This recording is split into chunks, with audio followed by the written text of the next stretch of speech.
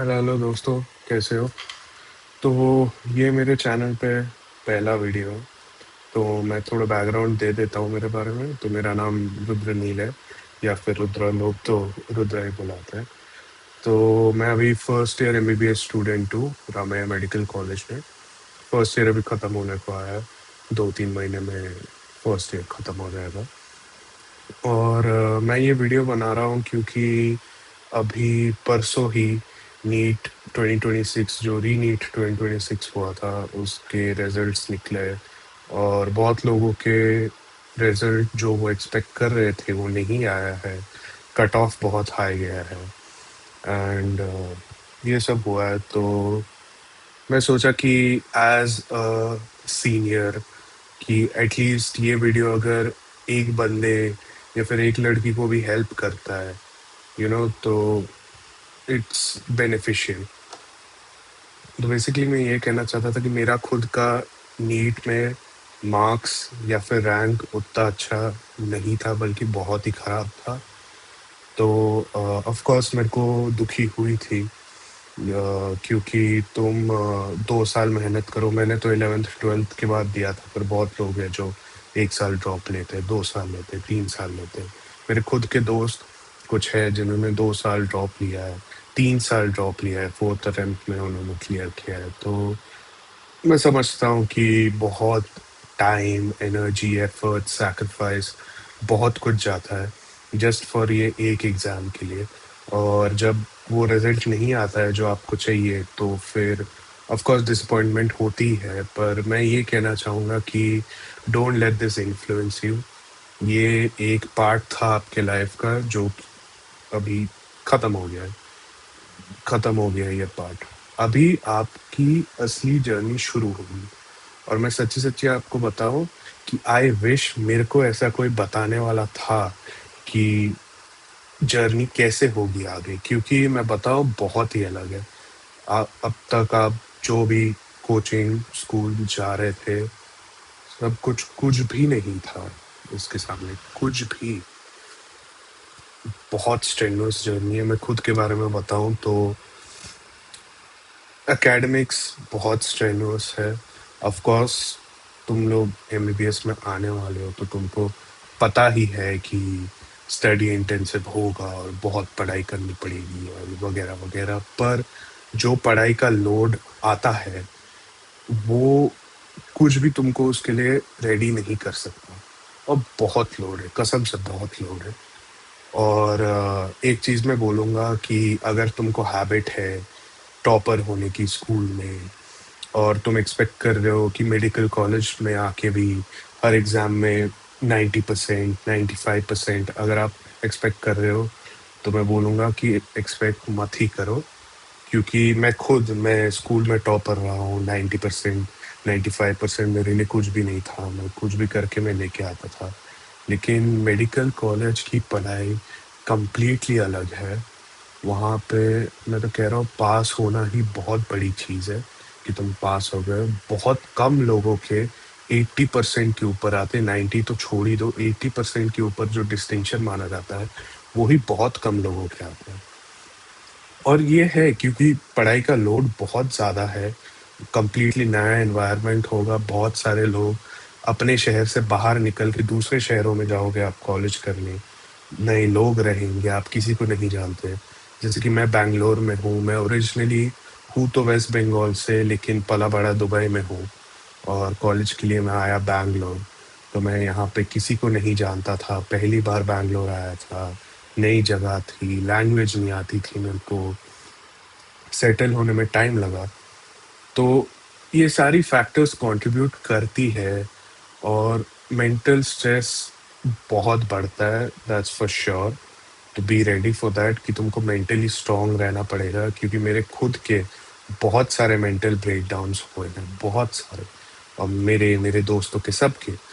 क्योंकि समटाइम्स बहुत ज़्यादा हो जाता है, और आप एक 18, 19, 20 साल, 21 साल के स्टूडेंट हो, और आपको आदत नहीं है इतने स्ट्रेस की, और आप पहली बार शायद घर से अलग रहने वाले हो, बहुत सारे तुम लोग हॉस्टल में रहने वाले हो, तो तुम्हारी लाइफ कंप्लीटली पलट जाती है। तो इन सब चेंजेस की वजह से और बिकॉज ऑफ द स्ट्रेस बहुत मेंटल इम्पैक्ट पड़ता है तुम पे। पर you can either cry about it और या फिर तुम उसको एक्सेप्ट करके आगे बढ़ सकते हो, which is the best thing to do, क्योंकि this is the truth about the profession that you getting into. कि मेंटल स्ट्रेस जब तक तुम रिटायर नहीं करते, जब तक तुम्हारा करियर ख़त्म नहीं होता, ये मेंटल स्ट्रेस बना रहेगा। एज अ स्टूडेंट जब तुम पीजी के लिए जाओगे, as a practicing doctor, this mental stress is रहेगा ही वो। तुम उससे भाग नहीं सकते, वो हमेशा एज अ मेडिकल प्रोफेशनल, चाहे तुम डॉक्टर हो, नर्स हो, वट ये रहेगा ही रहेगा, क्योंकि the field is like that. You are tasked with the noble profession of helping people, saving people's lives. तो factor of that is key the mental stress. और मैं बताऊंगा कि बहुत लोग बहुत कुछ बोलने वाले हैं। तुम लोगों को फैमिली मेंबर्स से इनडायरेक्ट स्ट्रेस मिल सकता है कि तुम तो मेडिकल कॉलेज में हो, तुम डॉक्टर बनने वाले हो। अगर तुम जाके अपना स्ट्रेस शेयर करोगे, बोलेंगे ये तो कुछ भी नहीं है, मेडिकल में ऐसा ही है, ऐसा ही है। But you need to find one और टू पीपल जिनके साथ तुम ये डिस्कस कर सको, क्योंकि अगर तुम उसको बॉटल अप करते हो तो फिर अल्टीमेटली तुम्हारी पढ़ाई पे इम्पैक्ट पड़ने वाली है। At this stage of your life पढ़ाई ही मेन है। पढ़ाई सबसे नंबर वन प्रायोरिटी पे आती है, फिर उसके बाद फ्रेंडशिप्स, रिलेशनशिप्स, वॉट लेकिन अगले 10-12 साल के लिए पढ़ाई ही तुम्हारी नंबर वन प्रायोरिटी होनी चाहिए। अगर वो नंबर वन प्रायोरिटी नहीं रहती है तो फिर रिपरकशंस तुम लोग को फेस करने पड़ेंगे। और एक और एडवाइस जो मैंने नहीं फॉलो की थी, इसलिए आई वुड एडवाइस कि स्टार्टिंग से ही पढ़ना चालू कर दो। नॉर्मली एनाटॉमी में जनरल एनाटॉमी से स्टार्ट करते हैं, फिजियोलॉजी में जनरल फिजियोलॉजी से। स्टार्टिंग से ही keep staying up to date. जो भी पढ़ा रहे हैं, प्रैक्टिकल्स में जो भी करा रहे हैं, रिकॉर्ड्स कंप्लीट रखो। स्पेशली हिस्टोलॉजी में डायग्राम्स बहुत सारे रहते हैं और धीरे धीरे बहुत कॉम्प्लिकेटेड बनते जाते हैं। और कुछ स्टूडेंट्स, मी इंक्लूडेड, उसको लास्ट मोमेंट के लिए रखते हैं। उसके बाद वो बहुत स्ट्रेनुअस बन जाता है, क्योंकि एग्जाम्स के साथ तुमको रिकॉर्ड कंप्लीशन करना पड़ता है। क्योंकि तुम्हारे थियरी एग्जाम के साथ you have to give your practical exam, और उसमें रिकॉर्ड वो चेक करते हैं। ये तुम्हारे इंटरनल्स का पार्ट है। सो साइमल्टेनियसली कंप्लीट करते रहो अपना record work. Keep staying up to date. Expect ये मत करो कि तुमको 100 में से 85, 90, 70, इवन 75 आउट से कि आने वाले हैं।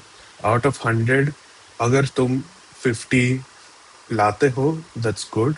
60, 65, 70 इज एक्सेलेंट। तुम अपने आप को क्लास का टॉपर मान सकते हो। And to the boys and girls, बहुत सारे लोग कॉलेज में आ रहे एक्सपेक्टेशंस रखते हैं of a relationship, find that special someone, get into a relationship with them.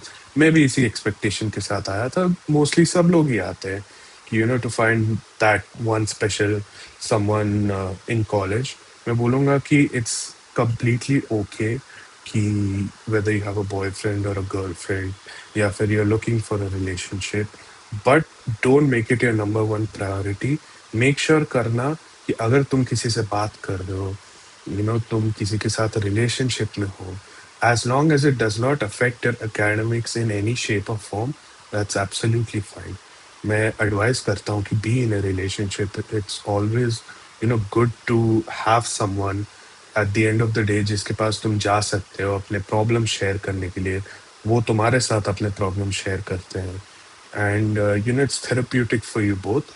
पर तुम्हारे and whoever your partner is, your boyfriend or your girlfriend, तुम दोनों के academics affect नहीं होने चाहिए। because I will repeat myself, at this stage of life academics is number one। तुम्हारा माँ बाप बहुत मेहनत करके तुम लोगों की कॉलेज की फीस देने वाले हैं इन एक्सपेक्टेशंस कि you're going to become a doctor, and this is very noble profession and you have to be good in your academics, वरना being in this field you're not going to be able to survive। That's it। मैं बस इतना ही बोलना चाहता था। All the best to all the people who are going to get their colleges this year। और जो लोग ड्रॉप ले रहे हैं उनको all the best for another year of preparation. मैं जानता हूँ कि बहुत स्ट्रेनुअस होता है, इट गेट्स वेरी डिप्रेसिंग, क्योंकि तुम्हारे सारे दोस्त आगे निकल चुके होते हैं और तुम बैठ के वही एग्ज़ाम की तैयारी फिर से कर रहे हो, और it gets very frustrating. But all the best to everybody. Hoping to see you guys in medical colleges as medical students. And ऐसे ही वीडियोस आते रहेंगे मेरे मेरे भी अभी एग्जाम्स चल रहे हैं, थर्ड इंटरनल्स चल रहे हैं। But I thought that let me just make this video कि बाय चांस अगर एक बंदे को भी ये हेल्प करता है ये video, that means the purpose of this video has been fulfilled. Until then, I'll see you the next time. Bye.